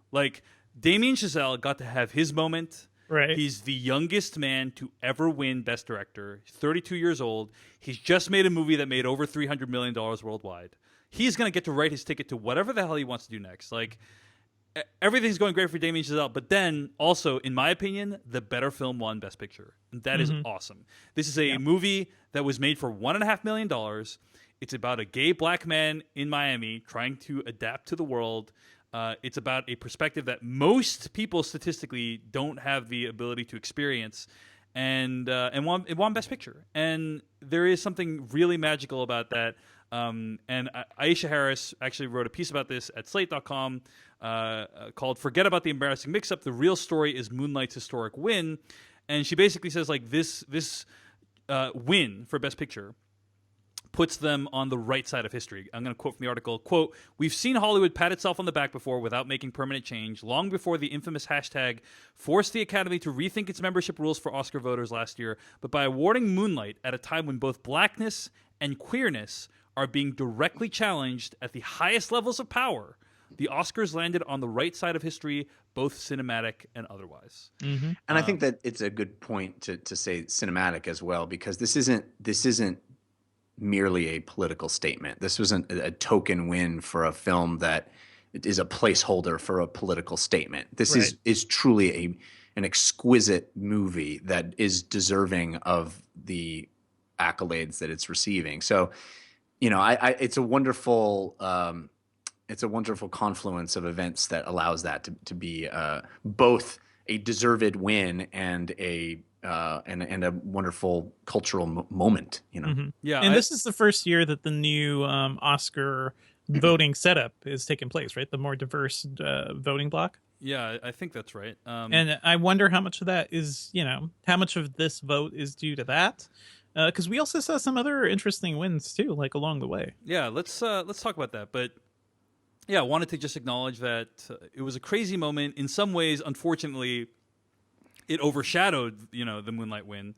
Also, in the Slack Filmcast, the /Filmcast Slack group, someone brought up this interesting mental exercise. I think it was Rhett brought this up, of like, if La La Land had won Best Picture, would they have even acknowledged this entire mess? Like, would they have even told people, oh, hey, they were handed the wrong envelope, blah, blah, blah. You know what I mean? Like, What? What do you mean? I don't understand. Well, if La La Land had in fact won Best Picture, but they still handed the wrong envelope, you know, to Warren Beatty, and I said see. La La Land, No, there's no. Why would they? There's no reason. Yeah, that they no would need. have. Keep the show going. it might have been a historical footnote, right, rather than Yeah. like a crazy historic onstage mix-up. Yeah, no. As long as the right movie gets said out loud, they don't Right. care. Yeah. All right. Well, crazy moment, and like something like we've never witnessed in our lives before, or nothing of that magnitude. There have been sometimes like the wrong person thinks that their name got read or whatever, but nothing this major has ever happened, and I doubt it will ever happen again. I mean, I think I hope it doesn't happen again. But isn't it weird that the Miss America pageant this just happened, and you know, it's almost like makes it less jarring to me because the Miss America pageant had the exact same thing happen. It's almost like we're phasing between two different, frames of reality.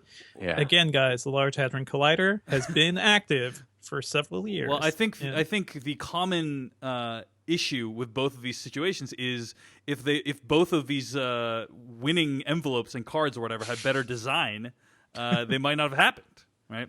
Anyway, yeah. Can we talk about Oscar-winning Suicide Squad just for a moment? Just Must for me we? to say Must we? that sentence. you just wanted to say that sentence, yeah. So let's talk about the ceremony as a whole. I thought it was fine, you know. Jimmy Kimmel, he did some good work taking people down a peg. His good. Yeah. His bit on We Bought a Zoo was actually, I thought, pretty genius. Like a very long way of trolling Matt Damon. It was a long way. Also a joke for like 5 people, but yeah. Yeah, 3 of which are on this podcast. But Yeah. I really enjoyed that joke. Overall, I thought the awards went to very deserving winners. I think Viola Davis won for Best Supporting Actress in Fences. She was magnificent, although she did kind of hack that category because she's in pretty much the whole movie. Everyone else in that category is in the movie for like 5 minutes. Yeah, I don't know how they decide what's supporting and Well, what's that didn't help Jeff Bridges. Yeah. He's the only person in his category that was in the entire movie. True enough. Mahershala Ali won for Best Supporting Actor for Moonlight. Very great performance in that movie. Emma Stone for Best Actress in a Leading Role. So there were only really 2 awards in the night that bothered me. One of them was Emma Stone winning for Best Actress. The other one was City of Stars winning for La La Land. Yeah. Emma Stone winning for Best Actress. I mean, like you said, Jeff, I think you summed it up really well last week. She's a delightful person. She's delightful in the movie. She is not the best actor. Like, that was not the best performance this year in a movie. The fact that Annette Bening wasn't even nominated is or Amy Adams in Arrival. Like, I mean, Annette and Bening's Meryl performance Streep is there for some reason. Annette Bening's performance in 20th Century Women is a tour de force. It's beautiful. It's great. It's great. And I actually thought Isabelle Huppert did something very extraordinary for Elle. It's a performance unlike any I've ever seen. You know, it's really challenging. And at very least, she deserved to win. But hey, she got nominated for being in a foreign film, and that's kind of rare. So whatever, we'll take the win there. City of Stars is the worst song in the La La Land soundtrack. I've listened to that soundtrack maybe 100 times, so I'm actually a big fan of that soundtrack.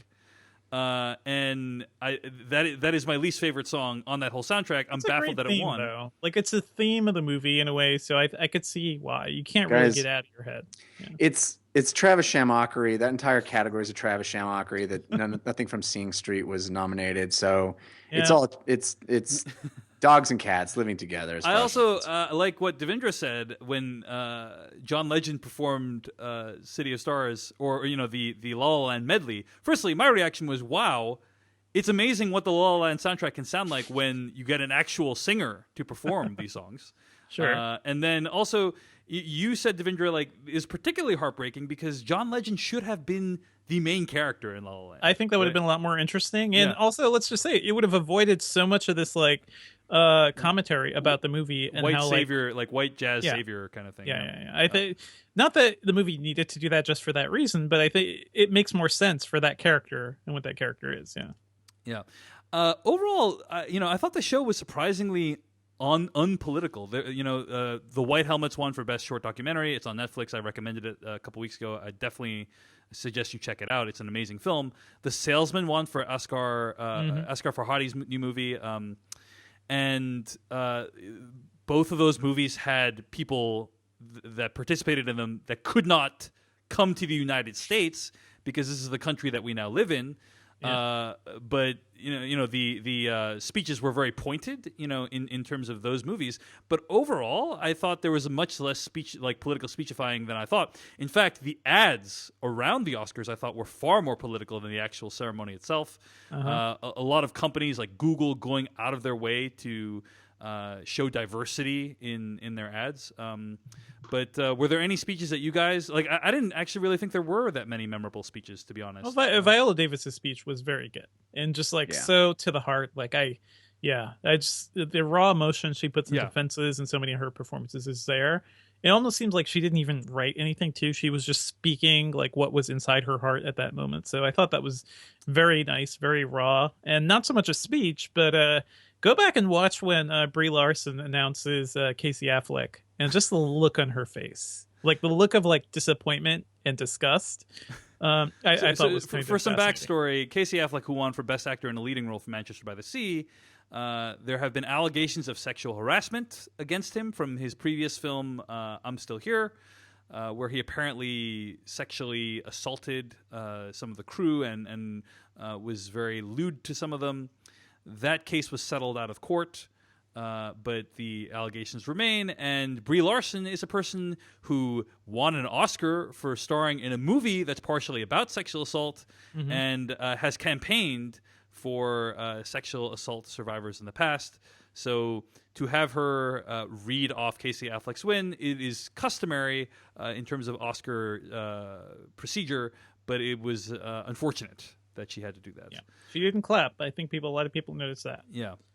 All right. Anything else? Yeah. I'm sure you're glad OJ won, Dave.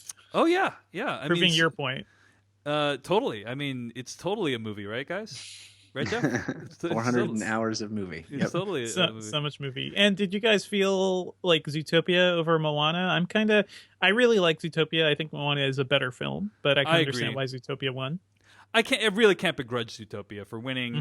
It wears its heart on its sleeve. It tries to advocate for acceptance and diversity. I'm I'm fine with it. I would have preferred Moana winning, and certainly after Ali'i Cravalho performed, How Far I'll Go, I think was the name of the song. She's freaking 16 years old. And showed amazing poise. Yeah. She was hit in the head. She got hit in the head. The thing, and kept going. Like, didn't phase her. I get hit in the head, during the podcast, and I can't continue. She's performing in front of dozens of millions of people. She just keeps going. I thought it was magnificent. You're using dozens of millions again? That's your new phrase is dozens of millions? I don't want to say... I let it go the first time, Dave, but I cannot... because it's dozens of. I don't think it's hundreds of millions. I think it's billion people. They say. Millions, tens of millions. Say tens of millions. Tens of millions. A billion people. Tens of millions. All right, tens of millions. There you go. What did you guys think of the bus thing? I hated it. I hated it. It took me a while. Like, at first, I hated it. Like, oh, they're just bringing normal people to like gawk at the celebrity, and then I was like, oh, is this like subversive? It's Jimmy Kimmel, so this is some sort of bit. I don't like. It was clearly wasn't a surprise for them. Like, they were clearly prepared to walk into this stage, but I don't know how much they knew or when they knew it. So it was very uncomfortable to watch for me, and it took way too long for an already bloated evening. And the bit it wasn't funny. It wasn't fun. It was a bunch of people like, oh, you're giving them an amazing moment, and then forcing them to get out of there as quickly as possible. I just found it to be cringeworthy. I agree with Jeff. I wish there had been somebody who realized the power that they were handed in that moment and decided to say something to a billion people, or as Dave would say, dozens of millions. Yeah. I don't know where you're getting the billion number. Like, maybe it's broadcast to internationally. I think the ratings were like 38 million or something in the United States. So maybe hundreds. Everybody kept saying we got a billion people watching around the world. I'm pretty sure that's an expression, Jeff. I'm pretty sure that's an idiomatic expression. You know what isn't an expression, Dave? What? Dozens of millions. I'm trying to make it happen, Jeff. I'm trying to make it happen. Oh, man. So Kimmel did a good job overall. I liked him. Did not like his constant like, oh, man, this person has a funny name. Yeah, let's make fun of this a little. It's a little irritating, but I did like how this is a ceremony full of pomp and circumstance and self-importance, and I like how he tried to deflate that balloon as often as possible. Which is, in general, I think what we want from the never-ending Matt Damon jokes were great. I think some people are very tired of them, but I still enjoy seeing them mix it up. Let's give a shout out to a couple other things. Moonlight won for best adapted screenplay. Manchester by the Sea won for best original screenplay. I think those are both great choices for those. And he gives an award to Barry Jenkins directly too, so that's nice. Yeah. Visual effects went to The Jungle Book. I actually was rooting for Kubo, but The Jungle Book also did some pretty remarkable stuff. Arrival, the only category it won in was best sound editing. Unfortunately, it was basically shut out of everything else. So that was kind of a bummer. Hacksaw Ridge, best film editing, kind of weird. Okay. I appreciated Justin Hurwitz winning for best original score for La La Land. That was a great soundtrack. Although, if you're looking for other great movie soundtracks, check out the soundtrack for Moonlight. It is incredible. Mm-hmm. And La La Land winning best cinematography and best directing. Cinematography in La La Land was great, as well as the directing. So Silence, I think I should have won that category. But yeah, I think Silence would have been a great choice as well. But man, some of the camera moves they do in La La Land are really awesome. So I appreciated that Linus Sandgren was recognized for that category. Mm-hmm. That's most of the awards I just listed right there. So that's pretty much it. Do we know why Hacksaw Ridge just got what was the deal? Because I still haven't seen it. I'll probably see it at some point. But most of the reviews were not effusively praising that film. Yeah, I don't know. Here's the thing. Here's the thing, Devendra. Hacksaw Ridge won for best sound mixing and best film editing. Those are kind of technical awards. I know, but it was nominated in many, many things. Yeah. It was nominated for best actor. Was nominated for best picture. Here's what I'm going to put out there. Firstly, technically, Hacksaw Ridge is actually very impressive. So, so the fact that it won in those categories, I think, is actually I don't have a problem with it. I will also say that Hacksaw Ridge is the only movie in the entire ceremony, as far as I can understand, that has a religious focus to it. Like, the main character is very Bible believing Christian. And I do wonder, like, obviously Hollywood is very liberal, but maybe that appealed to some people. Maybe like some old-fashioned values appealed to some Then people. we would have seen more love for Silence than Hacksaw Ridge. I think Silence is a lot more morally complex than Hacksaw Ridge. Hacksaw Ridge is basically this guy believes in God and he uses the Bible all the time, and then good things happen to him. You know, Silence is not like that at all. So anyway. Total idle speculation. I agree. It is very confusing. It's just like, oh, we've totally forgiven Mel Gibson for everything now, so let's start giving him the awards. Speaking of which, I hate commenting on this, but I just have to comment because it's such a striking visual. You guys see Mel Gibson's girlfriend? Wife. That's his wife? Daughter of his 9th child, or mother of his 9th child. Okay. The mother of his 9th child. She looked like she could have been his granddaughter, right? Like she was 26 years old. I'm not joking. She's the mother of his 9th child. Okay. Yeah. Anyway, that was just like, I don't know. It was for some reason it was a troubling image. I try not to be ageist, but given that Mel Gibson has had some pretty infamous issues with women in the past, it was, I don't know, just kind of. The visual didn't sit right with me. Maybe I'm too old fashioned that way. Yeah. So anyway, any other thoughts on the Oscars? I thought the Justin Timberlake thing was the best part of the night, and it all went downhill from there, personally. But yeah, I thought I liked that way to open it up. Yeah, it was cool. It was nice. And I also kind of liked the picking a contemporary movie star and having them talk about one of their favorite movies, and then that was nice.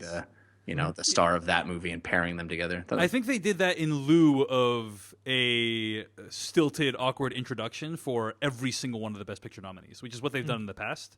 Mm-hmm. Like the show has ground to a halt as someone has introduced, this, Hell or High Water is a movie about blah blah blah, and then doing that 8 times. You know what I mean? Right. It's just taking up a lot of time, and I think this is kind of instead of that, and I really appreciated that. So. One thing I noticed, and I think we've seen this in previous years too, for some reason the clips they play for all the movies are towards the end of the films, and that I seems hated that. It's so bad. Like the Fences one is definitely spoils a lot of what happens in that movie for people. It just kept happening. It's like, guys, what are you doing? The one for Jeff Bridges is literally the end of the movie. Yep. It's like the last scene of the movie. Yeah, same for Fences. Yeah. The only clip that really bothered me, yes, I agree the spoilers are bad, so they should not do that.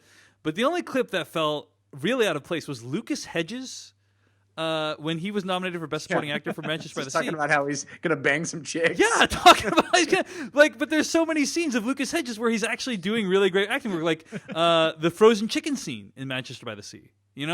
That's some great acting there, and for some reason they chose him getting to third base or something with some woman.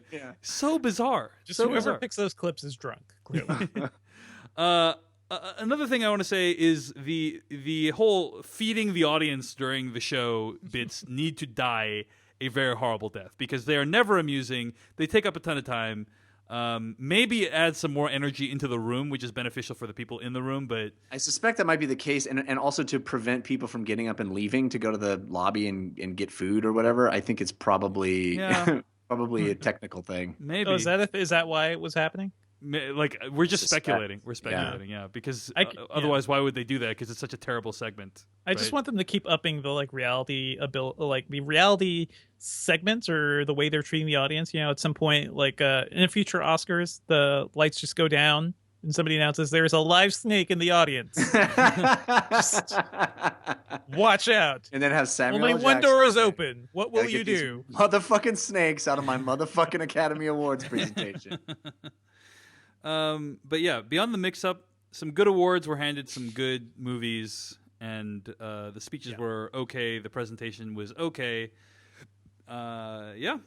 Amazon did pretty well. That's another thing. Amazon, I think the first streaming studio to win an Oscar, right? It may be the first to win an Oscar. They were definitely the first to win Best Picture. To be nominated for Best Picture. Bezos did not have good seats. Yeah, but it was not bad. He was not in the mezzanine, at least, Jeff. The fact that he was there at all, Amazon's only been in this business for a couple of years, you know, and they've been playing it really smart, and they paid what, 10 million just for distributing Manchester by the Sea, and that seems like a small investment to get to the point where Amazon's the player in Hollywood at this point. 3 Oscar wins yesterday. That's the world is changing around us, Devindra. Movie going is changing around us. So. And I'm just saying, like, as much as I love Netflix and what they're doing for original content, clearly Amazon is doing something maybe more right or something a little better when it comes to this sort of recognition. Yeah. I think Netflix, did they get any Oscar nominations? Yeah, the White Helmets. Oh, that's right. Yeah, they got nominated for White Helmets and the 13th, and 13th, and Extremis as well. The short documentary, they got nominated for that as well. So yeah, they took home some statues as well, but not in the major categories. They took home one statue, right? Well, and got some nominees, but not in the major categories. So who knows what the real cause of that is? Part of it might be just like Amazon's better at choosing the movies.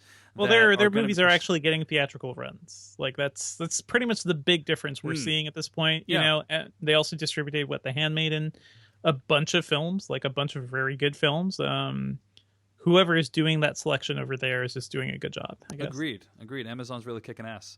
All right, guys. Well, I think that's going to bring us to the end of our film news segment. Before we get to our review of Get Out with Aisha Harris, wanted to give a shout out to all the people who donated this week to the Slash Filmcast. I already gave a shout out to people who donated a few weeks ago, but thanks so much to Seymour Butts. Yes! Somebody did it! He made you do that. That person must have a very hard life, right? Yes. Finally somebody made you do that.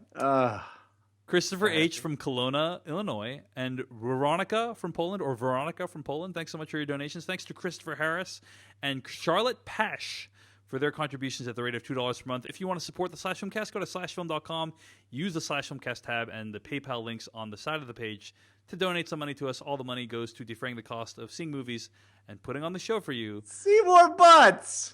It's a classic. Seymour Butts. He didn't go with the Haywood Jablomi or the Mike Hunt or anything like that. Went with the classic, tried and true Seymour Butts. Under the Bleachers by Seymour Butts. Yeah.